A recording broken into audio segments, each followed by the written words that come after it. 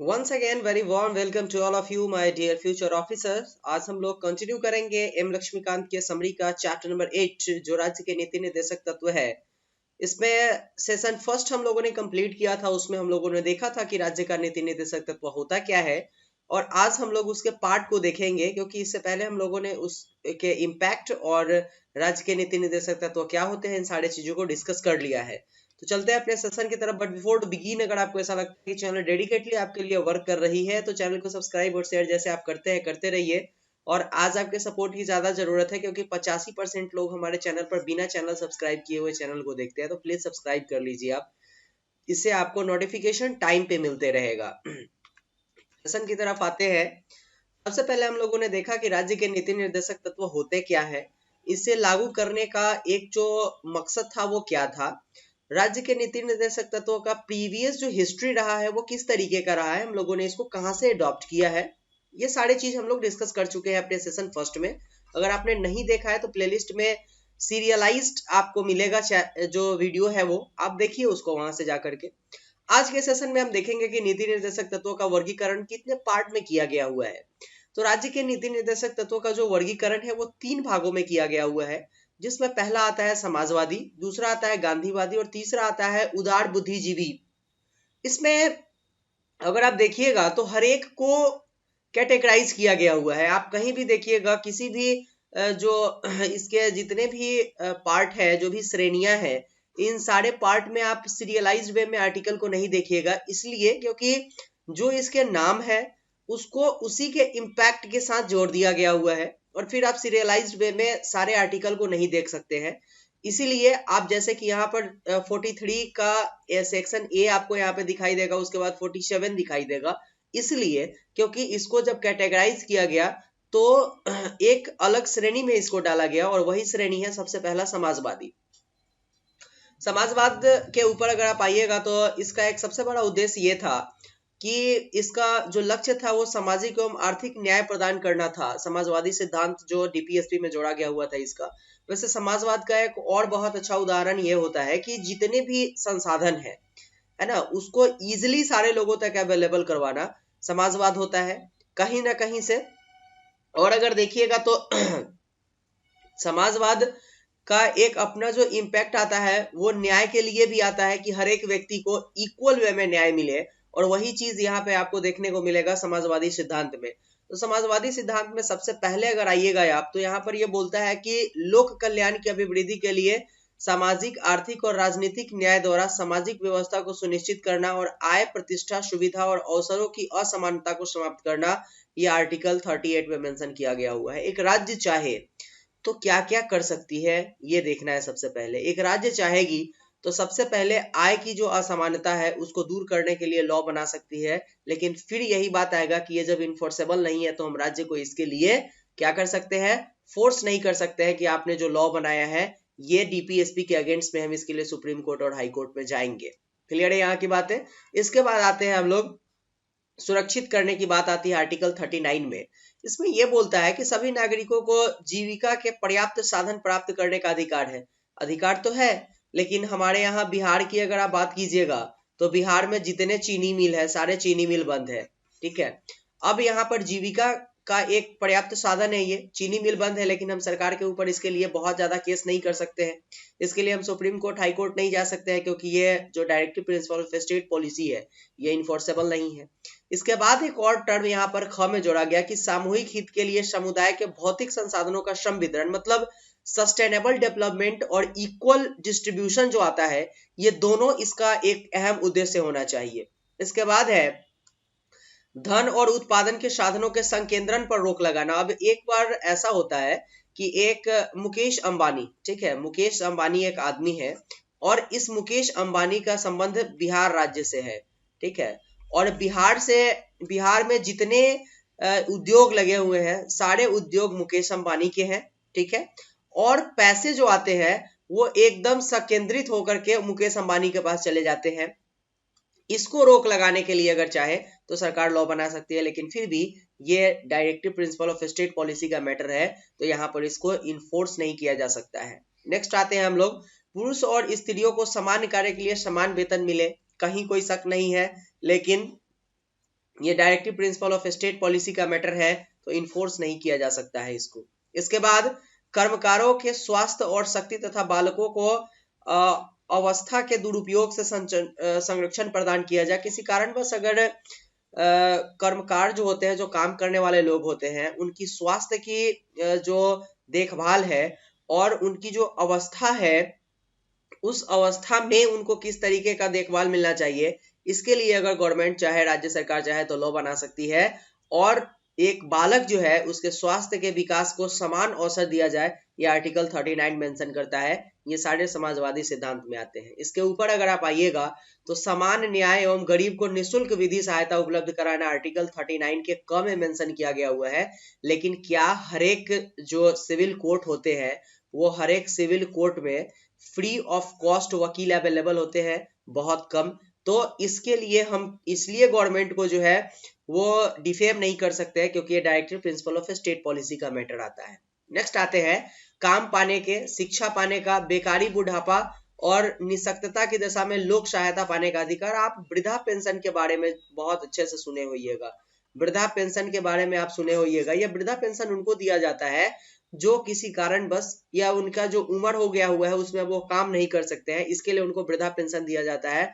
और इसको ये जो वृद्धा पेंशन लगाने का दिमाग आया होगा, कहाँ से आया होगा? आर्टिकल 41 से आया होगा, क्योंकि बुढ़ापा जो है उस कंडीशन में लोग काम नहीं कर सकते हैं और अगर उनको परमानेंट नौकरी नहीं है तो उनको कहीं ना कहीं से आर्थिक सहायता मिलनी चाहिए, इसलिए वृद्धा पेंशन जैसे चीजों का शुरुआत किया गया। नेक्स्ट आते हैं काम की न्याय संगत और मानवोचित दशाओं तथा प्रसूति सहायता का उपबंध करना। आप देखते होइएगा मातृत्व वंदना योजना एक भारत सरकार की बहुत अच्छी योजना है। इसके साथ आप देखते होइएगा बिहार में भी मातृत्व योजना के लिए पैसे मिलते हैं, जहाँ पे औरतें जो है उनकी प्रसूति के कंडीशन में उनको जो है पैसे दिए जाते हैं। इसके साथ ही अगर कोई औरत जो काम करने वाली होती है, जो सरकारी नौकरी में होती है, उनको इस कंडीशन में छुट्टी दिया जाता है। आर्टिकल 42 ये बात कहता है। इसके बाद आते हैं सभी कर्मकारों के लिए निर्वाह मजदूरी, शिष्ट जो है जीवन स्तर तथा सामाजिक और सांस्कृतिक अवसर प्रोवाइड करना। जैसे बिहार में अगर हम बात करें तो बिहार एक ऐसा राज्य है जो अपने आप में बीमारू राज्य है। बीमारू राज्य होने के बाद भी यहाँ पर आदिवासी रहते हैं और आदिवासी लोग भी इक्वल डेवलप्ड हो सके, इसके लिए उनको संस्कृति वगैरह का समान अवसर प्रोवाइड करवाया जाता है आर्टिकल 43 के थ्रू। नेक्स्ट आते हैं हम लोग उद्योग के प्रबंधन, कर्मकारों उद्योग के प्रबंधन में कर्मकारों के भाग लेने के लिए कदम उठाया जाए। लेकिन आर्टिकल 43 का क ये बात बोलता है, लेकिन ये जरूरत नहीं है कि उद्योग का जो प्रबंधन होगा उसमें कर्मकार 100% जो है वो अपना जो है वो डिस्ट्रीब्यूशन करेंगे, तो इसलिए जो है कंट्रीब्यूशन करेंगे, सॉरी, तो इसलिए जो है ये डीपीएसपी में जोड़ा गया हुआ था। इसके बाद पोषणहार स्तर और जीवन स्तर को ऊंचा करने तथा लोक स्वास्थ्य को सुधारना, ये भी राज्य का कर्तव्य होगा, जो आर्टिकल 47 में मेंशन किया गया हुआ है। तो ये आपके सारे जो चीज है, अब ये पोषण स्तर को सुधारने के लिए गवर्नमेंट जो है वो सरकारी स्कूलों में क्या करती है, सरकारी स्कूलों में खिचड़ी का एक व्यवस्था किया गया हुआ है। अब उसको थोड़ा सा मॉडिफाई करके और चीजों को उसमें जोड़ा गया मध्याह्न भोजन के तौर पर। तो ये सारी चीज गवर्नमेंट की इसके लिए। फिर लोक स्वास्थ्य सुविधा, जितने भी पीएचसी होते हैं यहाँ पर जो है वो फ्री ऑफ कॉस्ट स्वास्थ्य की सुविधा प्रोवाइड करवाती है राज्य सरकार। किसके लिए? तो directive principle of state policy में जो बातें मेंशन की गई हुई है उसको और ज्यादा जो है वो 100% सिक्योर करने के लिए, बट ये कहीं से भी इन्फोर्सेबल नहीं है। आते हैं गांधीवादी विचारधारा के ऊपर। तो गांधीवादी विचारधारा से ही सबसे पहले आपका एक मतलब निकल करके आएगा कि गांधी जी जो थे वो शांति और अहिंसा में विश्वास करते थे। तो शांति और अहिंसा में विश्वास करते थे, तो जितने इसमें आर्टिकल मेंशन होंगे वो कहीं ना कहीं से शांति और अहिंसा वाली बात ही करेगी। तो ठीक उसी तरीके से ग्राम पंचायत की बात के ऊपर अगर आइएगा आप, तो ग्राम पंचायत के जो है वो स्थापना की बात कही गई हुई है। इसको स्व सरकार की इकाई के रूप में स्टेबल करने की बात आर्टिकल 40 में कहा गया हुआ था, जिसमें ग्राम पंचायत स्व सरकार के रूप में कार्य करेगी। बट ये इन्फोर्सेबल नहीं है, इसलिए इस चीज को 100% लागू नहीं किया जा सकता है। दूसरी बात, जो हमारे गांधी जी थे वो एक चीज और सोचते थे कि स्वरोजगार के ऊपर ज्यादा ध्यान दिया जाए। तो कुटीर उद्योग वगैरह को स्थापित करने की जो बात है, उसको प्रोत्साहन देने की जो बात है, वो आर्टिकल 43 में मेंशन किया गया हुआ है। इसके बाद सहकारी समिति की स्वैच्छिक संगठन, स्वायत्त संचालन, लोकतांत्रिक नियंत्रण और व्यवसायिक प्रबंधन को बढ़ावा देना आर्टिकल 43B में मेंशन किया गया हुआ है। इस तरीके से सारे चीज जो गाय, बछड़ा और दुधारू पशु के बलि पर रोक लगाने की बात आर्टिकल 48 में कहा गया हुआ है।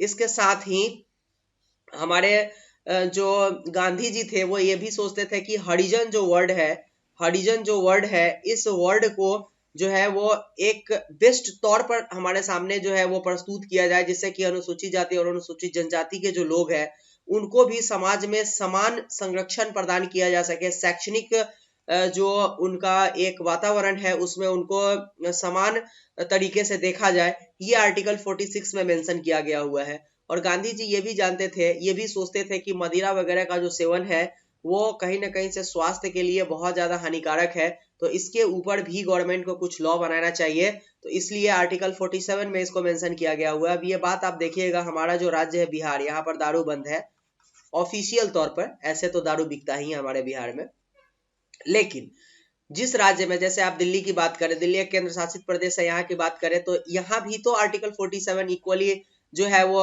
लागू होना चाहिए, लेकिन सरकार ने इसको अडॉप्ट नहीं किया। क्यों नहीं किया? क्योंकि ये सरकार के स्वेच्छा पर निर्भर करता है। अब बातें आपकी क्लियर होते चली जाएगी। इसके बाद आता है उदार बौद्धिक सिद्धांत।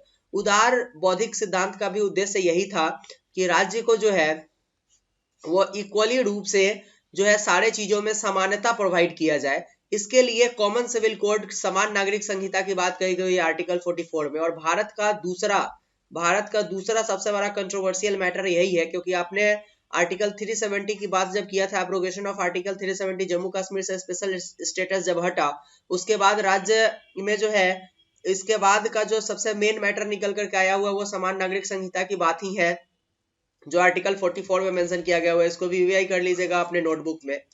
इसके बाद जो है सभी बालकों को 14 वर्ष की आयु पूरी होने तक निःशुल्क शिक्षा प्रोवाइड करना आर्टिकल 45 की बात कहता है। कृषि और पशुपालन को आधुनिक और वैज्ञानिक प्रणाली से करना आर्टिकल 48 कहता है। ये कितना इंपॉर्टेंट बात है। एक राज्य को ऐसा सोचना चाहिए कि उसके यहाँ जो कृषि होती है उसको आधुनिक तौर पर किया जाए, इसलिए आर्टिकल 48 को मेंशन किया गया हुआ है। लेकिन बातें फिर वही है कि ये इन्फोर्सेबल नहीं है, तो राज्य को हम इसके लिए जो है वो इन्फोर्स नहीं कर सकते हैं। इसके बाद पर्यावरण का संरक्षण तथा संवर्धन और वन्य तथा जीवों की रक्षा आर्टिकल 48A की बात करता है। इसलिए बिहार सरकार जो है वो जल जीवन हरियाली योजना को लेकर के आती है।